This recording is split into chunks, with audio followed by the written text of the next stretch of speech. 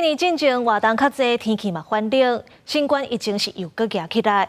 疾管署预告过年前一礼拜疫情会上严重，有基层医师是建议民众紧去注疫苗，因为到时阵可能有新冠病毒、流感病毒甲呼吸道病毒这三种会做伙团。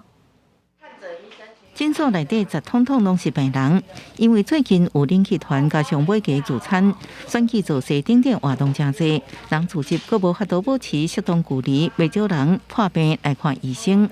有在上幼儿园，所以有时候都很容易会有一些感冒的症状，所以昨天才晚上开始有点发烧，所以今天想说先带过来了解一下这样子。红痛、咳嗽、有痰。昨天不舒服，今天就来看的啊。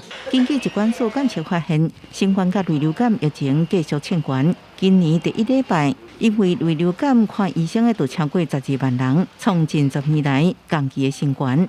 新冠顶礼拜也增加515例本土并发症，48例死亡，也是4个月以来新冠。基层诊所医师提醒，慢救死病毒离咱真远。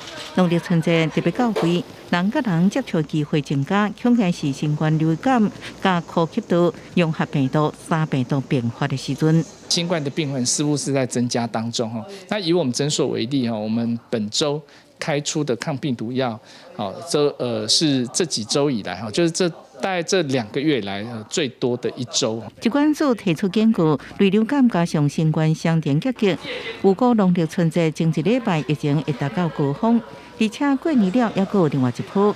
呼吁符合注疫苗资格民众赶紧去注流感疫苗、加新冠 XBB 疫苗，将避免感染了后并发重症加死亡的风险。记者综合报道。